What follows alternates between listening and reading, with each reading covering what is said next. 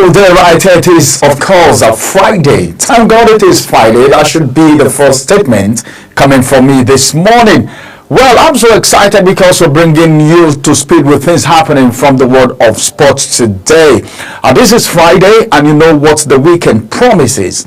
A lot going to be happening over this weekend. So many happened already, and many more will still happen. We'll bring you to speed with the few that we are able to bring on your way. My name is Ramsey Enoch, and I'm so excited to be the one leading the train this morning. Every one of us are in it together. It's our thing.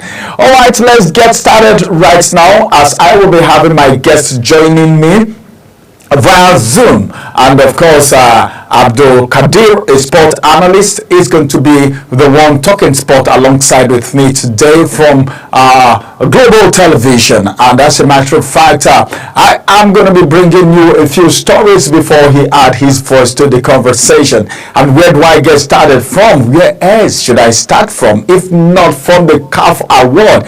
A lot of excitement, and a lot of people are so happy. There have been a speculation before now that, well, Lookman is going to be the man that will be crowned the CAF player of the year for the men category. When we talk about CAF Award, we're not just talking about the men alone, but most times that of the men takes the preeminence. But then I think Anozie is also on the list right here. Quickly, let me just bring you a little story from what's happening as Lookman Anozie make a final shortlist. I'm talking about the Super Eagles forward, Ademola, you already know, and Super Falcons goalkeeper. I'm talking about Chi Amaka. They are the ones who have led Nigeria's contest for honor at this year's Confederation of African Football Awards after making the final shortlist of the awards category, which will be handed out on Monday in Marrakesh. That's going to be in Morocco, right here in Africa. We're talking about African Players of the Year and other awards that will come with it. So, of course, you should know that this award will be going down in Africa. And where is it going to be happening? Marrakesh, of course, Morocco. Anozie will be gunning for 2 honors, as she is the mix for the Women's Player of the Year award, and alongside with Morocco's Sana Mosidi and Zambia's Barbara Banda. These are wonderful players. Do you remember these girls? Well, Barbara, if you look at her antecedents, you will know that, yeah, she actually deserves it. Then, what about Sana? Sana, of course, if you look at everything that she has done so far, and even up till now, she's up to date with her performances, not just in Africa but around the globe, where she is actually plying her trade, and she is going to be on the list alongside with our own goalkeeper Sana from of course Morocco, where the award will be presented. And of course we have Barbara all the way from Zambia. The Paris FC shortstopper is also a favorite for a back-to-back win in the women's goalkeeper of the year category. The men's category is, however, still locked in a tight race between Lookman and 4 other contenders. I tell you, that race is not an easy race. That's why a lot of people are focused on that of the men. But then, let's see what will happen. Who is going to go home with this award? A lot of people are really tipping on Lookman, looking at what Lookman has done so far for the Super Eagles and where he is plying his trade right now back there abroad. You should know that he actually deserved it. A lot of people even said well, he was supposed to be one of the persons that was supposed to be given the Ballon d'Or. But then what about the big guys? They actually snatched it from him. Who else in Africa is going to snatch it from him? If he couldn't get the Ballon d'Or, he should get African Footballer of the Year. That's the CAF Award, and we are so excited. And of course, he is going to be in the race with 4 other contenders. And it's so interesting that he is 27-year-old and he will vie for the Men's Player of the Year award with Ivorian player, talking about Ivory Coast Simon Andigua, and of course PSG's Achraf Hakimi. My God, Hakimi again.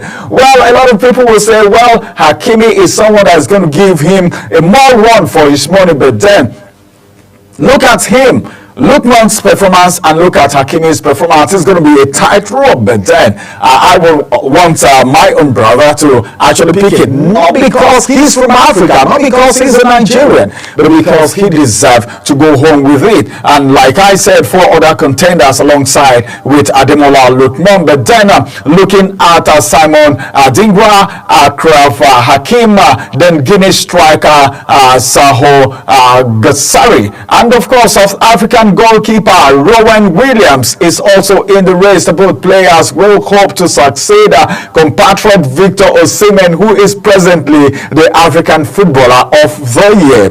Victor Osimhen has not done badly, but then someone else needs to come into that shoe. But it's so good that he's not even among the people contending this time in the final list. I don't know, something happened in the Ballon d'Or, if you could remember. For the Ballon d'Or, we had a lot of people that were there, but then Cristiano Ronaldo and Lionel Messi were not in the Ballon d'Or nomination at all, not even talking about making it in the last list. But for Victor Osimhen, he is the present CAF Player of the Year, African Footballer of the Year he is, and he didn't make the last list, but his brother is there, and I know Osimhen will give Lookman all the support that he ever desires.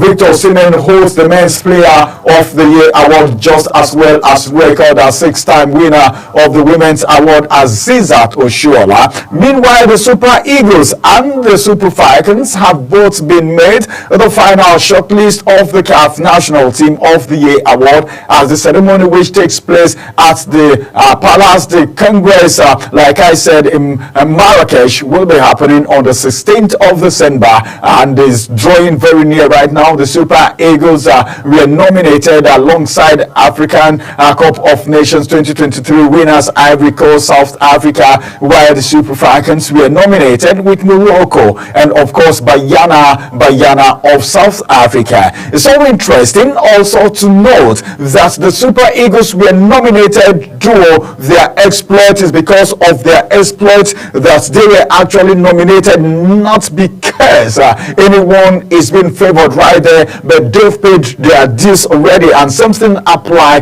to every other person who is actually being nominated in this African Footballer of the Year award. But then in the AFCON, which was held in Ivory Coast earlier this year, qualifying from their group and defeating Cameroon, Angola, South Africa, before losing to the host narrowly in the final of the tournament. They also finished top of the group in qualifying for the African Cup of Nations, which is going to be happening in 2025.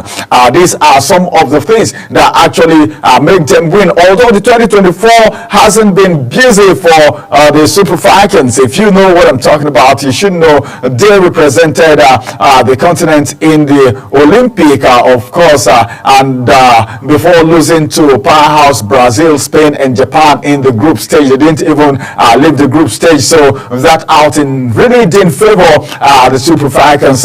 But they also defeated Algeria in the double-header friendly in October before losing to France 2-1 in their last game of the year. Also, Falconets and Rivers Angels forward Chiamaka Opochukwu was named in the final three for the Women's Young Players of the Year award alongside FC Masas Habiba Sabi and Asfa Dahol El Madani. Then Chiamaka was one of the stars of the FIFA Under-20 Women's World Cup despite the early exit of the Falconets, recording 2 goals and 1 assist, and she also led Nigeria to the round of 16.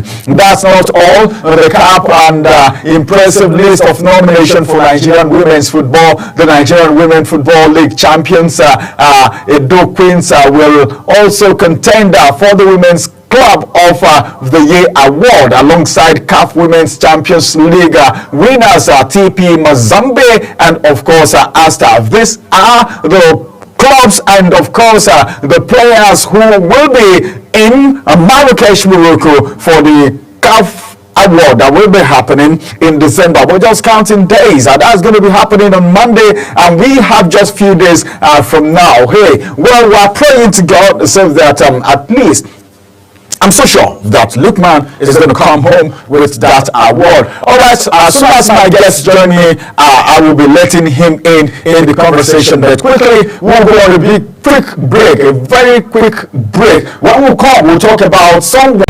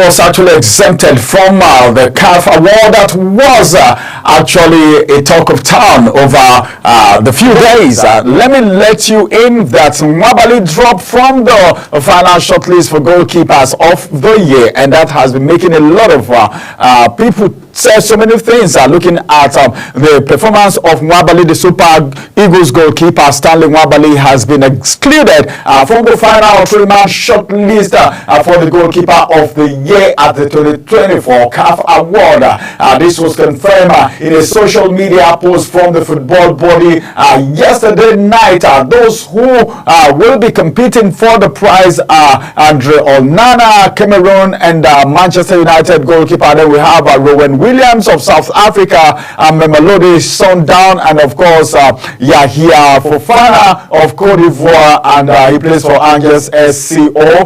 Nwabali burst onto the continental scene at the African Cup of Nations earlier this year, and his performance was fantastic, beautiful, and everyone was surprised. Everyone is even surprised that he is still in South Africa and not in Europe right now. Looking at his performance, he should be rubbing shoulders with Onana right now, according to some people, not me, of course, some fans. I have my guests joining me already.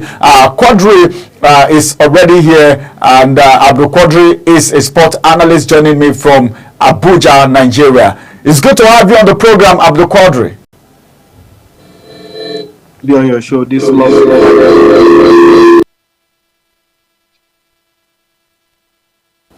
We're talking about the CAF award, and Lukman is alongside with other persons. Then we also have our own goalkeeper for the female, but then one person didn't make it, and that is the Super Eagles goalkeeper, because we have Onana and the rest of them right there. What do you think about the men's side? Let's begin from the men first of all. Lukman is the only one from Nigeria who is there. Victor Osimhen is the one who is holding it right now. So what do you think for the men? Well, I've always said this, that I feel like CAF are not being fair with their final five. In as much as one must give respects to Moroccan international and PSG player Achraf Hakimi, it is honest to say that Hakimi did not do enough in the calendar year to be in the top five. Now, if we are having an AFCON year, this competition is an African Cup of Nations year. The fact that the AFCON took place this year and the Nigerian players were superb. For example, a player like William Troost Ekong was the best player at the African Cup of Nations as a defender. He scored 3 times for Nigeria, 2 penalties and another in the final, and even scored in the final of the AFCON. But somehow he is missing from the final 5 of the African Footballer of the Year. The same, of course, Ekong was of course shortlisted, I beg your pardon, by the FIF Pro for the best FIF Pro 11 in the defenders category, but he couldn't make the top 5. But CAF have come and say this is their top 5. For me, Ademola Lookman is the outright winner. I said this 2 days ago on a different platform that if he doesn't win it, then CAF are being inhuman. This guy was one of the best players at the African Cup of Nations. It was fantastic with Nigeria. He continued that form from February with his club in Italy, talking about Atalanta. But Ciro Guirassy did not win anything but with Stuttgart, despite scoring a lot of goals. And, of course, with his other club, with Borussia Dortmund that is currently in. Dortmund are currently struggling, even though Guirassy scored twice against Barcelona a few days ago. Now, of course, I think Tapsoba, the other player there, who is a teammate of our own Victor Boniface in Bayer Leverkusen. Well, I feel like if Tapsoba, who did not have a fantastic AFCON, is making the list, and then Victor Boniface, who of course did not play in the AFCON, but had a good season with Bayer Leverkusen, does not make the list, I think it would be unfair to rate Tapsoba ahead of him. So for me, I think it is almost fair and square, and I think the last person on that list should be Ronwen Williams, South African goalkeeper, who did well for himself at the AFCON.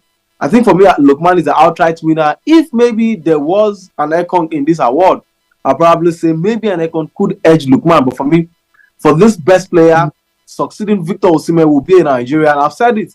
It's a time for Nigeria to at least win the next three African Footballer of the Year.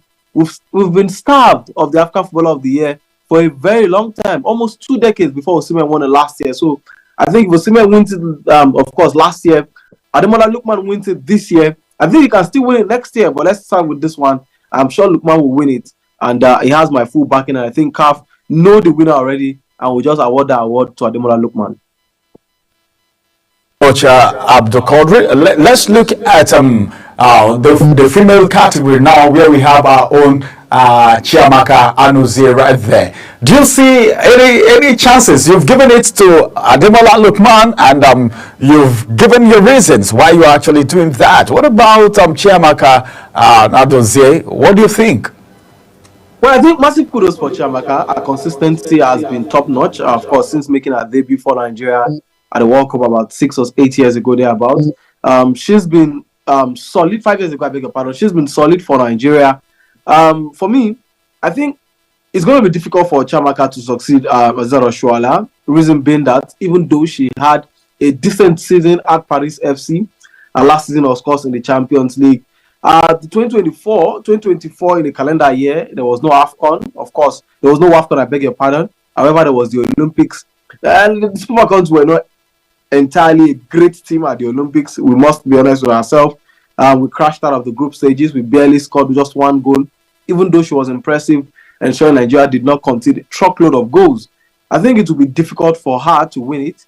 I'm happy she's in the top 3. It just tells you the growth she's encountered. Of course, the growth she's been able to gather for herself since she made her debut for Nigeria, and of course playing women football at a very young age from the under-20s and all of that. So I think for the women category, I am going with Barbara Banda, the Zambian. I think you cannot underestimate the fact that she was a fantastic player at the Olympics, even though, again, like I said, Africa did not do well. Zambia also did not do well, but she scored a hat-trick in that Olympic, following up on the hat-trick she scored at the World Cup, out of last World Cup last year. So she's been consistent in front of goal and consistent for our national team, and also consistent for our club side. For me, I think Banda, if there was a Tabitha Chewang, I would have probably looked at her also. But for me, I think Barbara Banda looks poised to, of course, take that award from Asisat Oshoala. The Moroccan lady is also in good prime, but for me, this might be difficult for Chiamaka Nnadozie to win it, though possible. But if you ask me to decide between her and Barbara Banda, to put nationality aside, I think Barbara Banda has been the best player on the African continent in the last 12 months. Word when you say putting nationality aside, just to be sincere as an analyst that you are. Well, in case you don't know, Qadri is an international analyst, and of course he has been with the senior team, you know, doing so many things in the world of sport. And now Qadri Andre Onana of Cameroon and playing for Manchester United. Then we have Rowan Williams of South Africa playing for Mamelodi Sundown. Then we have Yahya Fafona of Cote d'Ivoire playing for Angers SCO. Mabali is being omitted here, and some persons are saying, why didn't he make it? Are you of the same school of thought that he was supposed to make it and missed these other goalkeepers that we have? Well, I think this is a disgrace from CAF, and they should own up. It's a terrible idea. I just spoke about the decision to leave out William Ekong, the best player at the AFCON, from the final 5 of the African Footballer of the Year, which is quite shocking for me. A player that was the best player. Now you've left out one of the best goalkeepers at the African Cup of Nations out of this. To be honest, maybe these others are not the defending champion of the African Cup of Nations, the CAF Champions League. The reason why there is a Rowan Williams in that top 3 is because he was the best goalkeeper at the African Cup of Nations. He did not win the AFCON, neither did he get to the final of the African Cup of Nations. Now he was stopped by a certain goalkeeper called Stanley Nwabali. It is a disgrace that Nwabali is not in the top 3, and it just speaks, it just tells you what CAF and how they think about, they think more a bigger pattern about European football. Now, this is it. Andre Onana had a terrible season. I mean terrible, because the word extremely terrible is what I want to use with Manchester United last season. Onana considered more goals than Manchester United scored, in the season. United did not win a single trophy, not even a plate. He was terrible at the AFCON, and they don't have to even drop him at the African Cup of Nations because of poor performance and arriving late to the team camp. Cameroon only played 4 matches at the AFCON. Ghana played 2. And in those 2 games, he conceded about 3 or 4 goals. Now you put him there ahead of the goalkeeper that, of course, kept about 4 clean sheets, if I'm not mistaken, and saved 2 penalties to get Nigeria to the final of the African Cup of Nations. So I think CAF did this decision to leave out Nwabali is a terrible one. And for final, like I've told somebody, I don't think we should even be there also because Cote d'Ivoire were not fantastic at the African Cup of Nations. It was, well, with all due respect to the Ivorians, it was the manager bounce they enjoyed. They sacked their manager after the group stage. They somehow miraculously qualified for the knockout round because of the best loser slot, and they went on to win it. Yeah, Fofana was not an incredible goalkeeper. He barely kept, I think, a clean sheet or 2 the entire tournament. He conceded almost every game he played.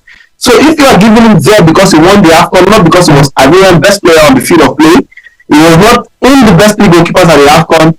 And Angas is not also, well, a decent side, but they are not the best team in the French League. So how do you explain that this goalkeeper, talking about Fofana, and of course Andre Onana, ahead of Stanley Nwabali, who has been decent in the South African League with his club called Chiba United, did well for Nigeria at the AFCON, in the AFCON Cup of Nations, has also been doing well for Nigeria at the AFCON qualifiers. Being, of course, qualified. Admit to that one game we lost, and of course Stanley Nwabali was not in goal for that last game. So I think CAF should look at this. And Nwabali tweeted yesterday, of course, showing his displeasure by the decision of the Convention of African Football to not, yes, of course, including him in the top 3. I think the goalkeeper was fantastic in the calendar year. Even if I know he's not going to win it, but getting that recognition in the top 3 means he attends the award, which is prestigious for him. But the fact that it's been dropped means that he has no business in the CAF award. At least being at the award makes him understand that, knows that he's been appreciated by Convention for all he has done in the calendar year. And I really feel bad for Nwabali. And of course, CAF should look at this. This is not something you do to encourage goalkeepers who have been outstanding in the entire year of playing football in Africa. Onana has been terrible, both last season with Manchester United, even this season. Yes, he was making the save, but as a goalkeeper, I'm sure no European top side will want him to have a Onana in their goal post right now because of the series of errors he keeps making. But CAF have made that decision, and I think for me, it's a terrible decision to leave out Stanley Nwabali out of the top 3 for the goalkeeper of the year.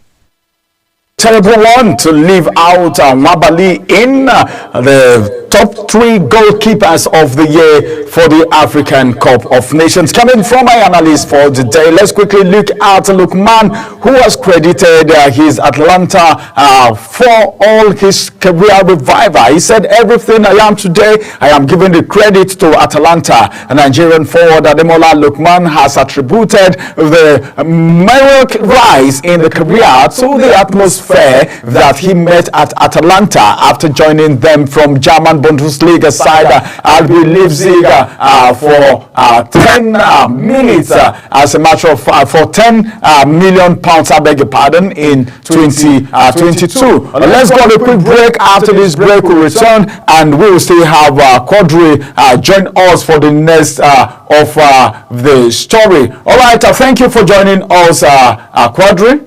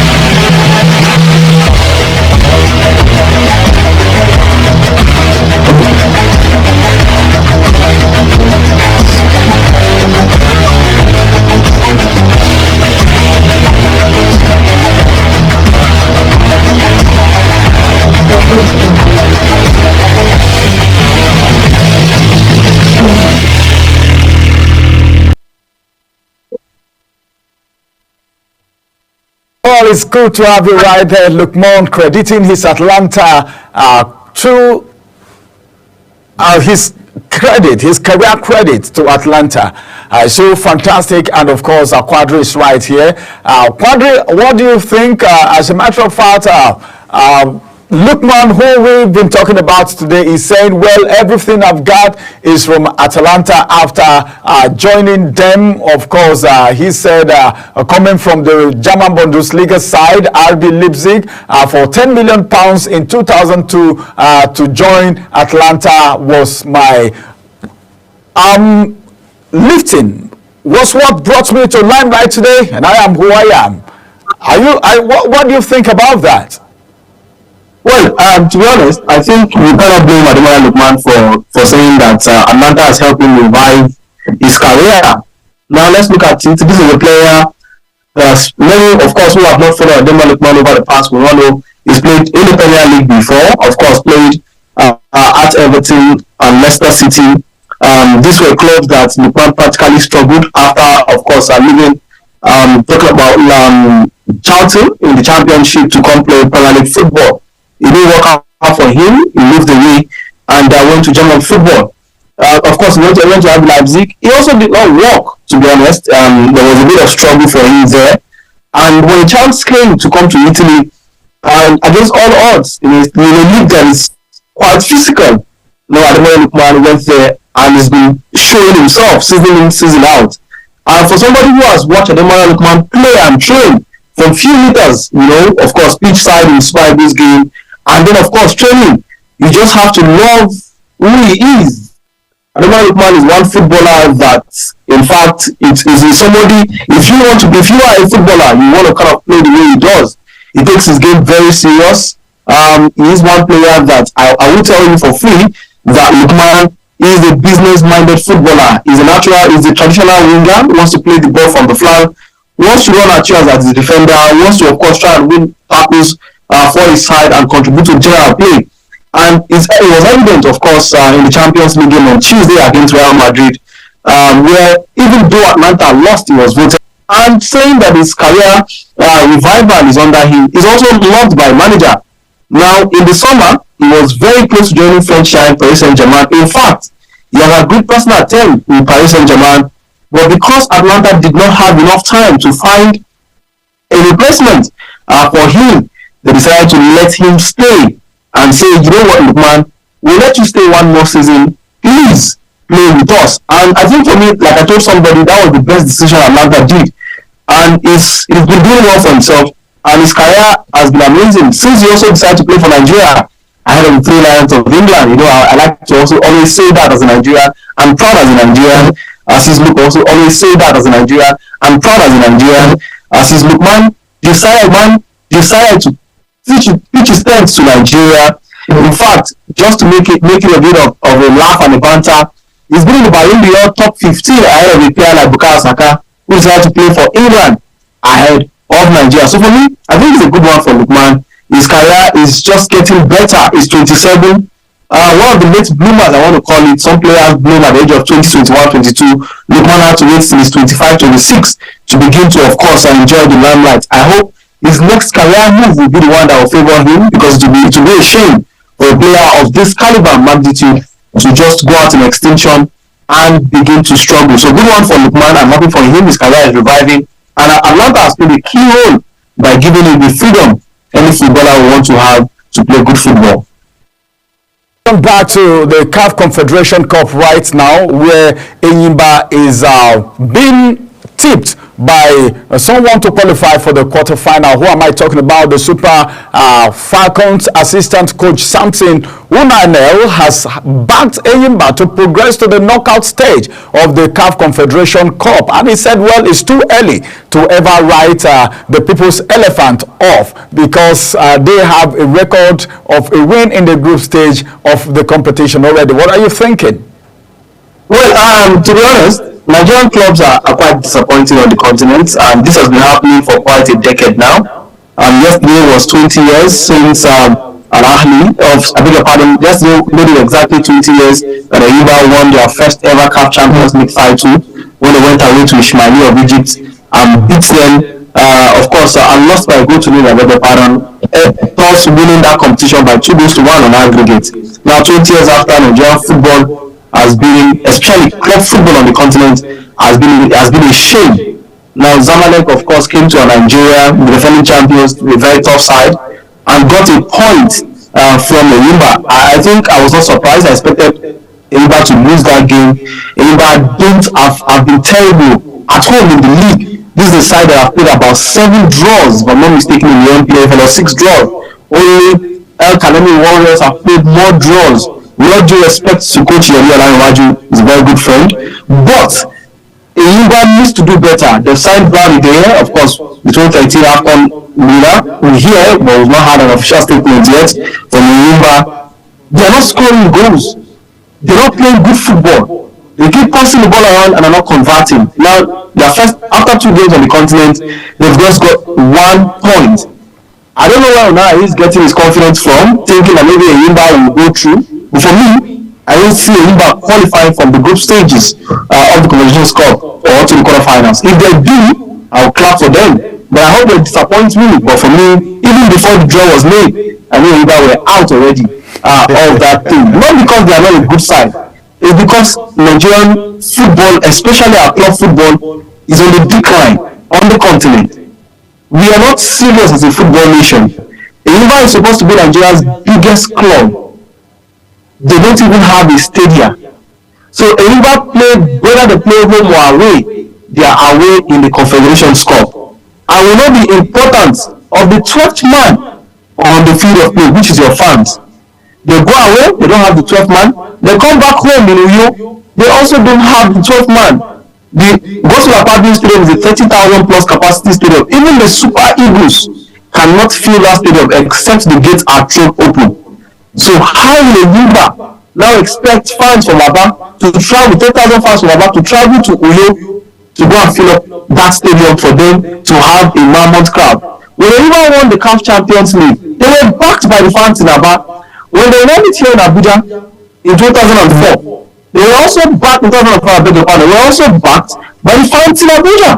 So how do you play football on the continent of Africa without having the fans backing? So for me, when we are ready as a nation to play continental football, that's when I'll begin to talk more of Nigerian clubs out of the continent. For all of them, All Stars is brilliant. We saw what happened to them with the CAF Champions League. In the CAF Champions League. We saw also what happened to, of course, Enugu Rangers. They had the easiest route to the group stage of the CAF Champions League, but they struggled simply because they can't even play at the traditional home in Enugu. You know you are contesting for the Premier League title in Nigeria, the league title, the NPFL title. You know, once you qualify, it means you play CAF games. Why don't you make sure your facilities are good enough to host those games? But we just want to win the league and then get the money from CAF and go and play nonsense. Now our coefficient has dropped. Nigeria will now be producing one team in the CAF Champions League and one team in the Confederations Cup. If we don't get serious, in the years to come, we might just be producing just one club on African continent. For Enyimba, if they short me, I'll be happy. But I must be honest with you, and I must be sincere. I don't think Enyimba will go out of that, will qualify from that group. I think Enyimba are headed for exit already in the group stage. My personal take, I might be wrong, but to be honest, this is my own unbiased analysis of how Nigerian clubs have been on the continent, and I don't think Enyimba will got it this season. Maybe next season, maybe another season, but not this season. Not this Enyimba team witnessing so far. All right, our time is up, but then in just 2 minutes before I let you go, Amorim is making a statement after the Europa League game. He said he's focused on winning the Premier League. That's what Manchester United boss is saying. What do you think? Does that sound like a mind game? Does Manchester United look like a team that is going to win the Premier League? Well, I like to use this statement when I want to a bit sometimes banter some of this club. Manchester United will not and cannot win the Premier League. Now, I like Amorim as a person, but I think he's beginning to speak too much. We should focus on what the job at hand is, getting United to play good football and getting them back to winning ways. Good one, they are in a good position in the Europa League. But for the Premier League, I think Amorim should forget it. Not this season, not next season, not even the season after.